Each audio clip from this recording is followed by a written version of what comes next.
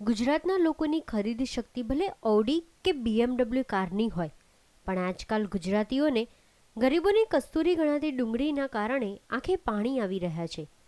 હમણાં મળી રહેલા એક ચોંકાવનારા સમાચાર પ્રમાણે અફઘાનિસ્તાનથી અમદાવાદ આવેલો ડુંગળીનો 24 ટન જેટલો મોટો જથ્થો બગડવાને આરે છે અને તેને ફેંકી દેવો પડે તેવી હાલત છે.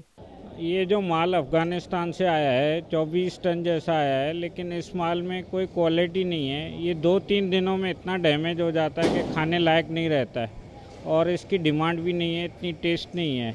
2-3 दिनों के बाद समझो अगर नहीं ये बिकता है तो हमें जैसे फेंकने की हालत होती है, फेंक देना पड़ता है. ભારતમાં મૂળ ચીનથી ડુંગળીનો માલ અફઘાનિસ્તાન થઈ પાકિસ્તાનની વાઘા અટીરા સરહદ દ્વારા પંજાબ રાજ્યમાં આવતો હોય છે. સપ્ટેમ્બર અને ઓક્ટોબર મહિનામાં 200 જેટલી ટ્રકો અફઘાનિસ્તાનથી વાયા પાકિસ્તાન પંજાબ પહોંચી હતી.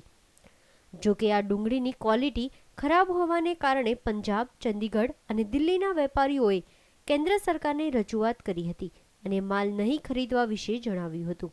અમદાવાદમાં ડુંગળી વેચતા વેપારીઓએ આમાંથી 24,000 કિલો ડુંગળી એવું ધ્યાનમાં રાખી મંગાવી હતી કે જથ્થો વધતા ભાવો ઘટે, પણ આજે એવી પરિસ્થિતિ આવીને ઊભી છે કે खराब डूंगरी आवता आटली मोटी मात्रा में डूंगरी फेंकी देवी पड़े.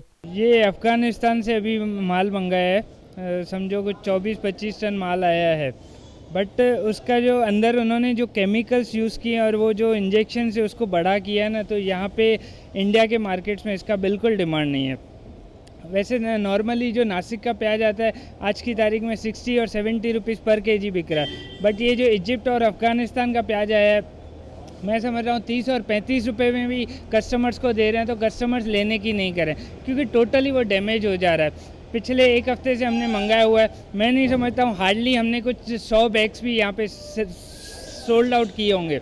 હવે ખરાબ થઈ રહેલી ડુંગળીઓ અમદાવાદીઓના પેટમાં જાય છે કે કચરાના ઢગલામાં તે જોવું રહ્યું. કેમેરામેન ગુરુબક્ષ સંધુ સાથે સતીશ ચૌહાણ, ન્યૂઝ ઓનલાઈન, અમદાવાદ.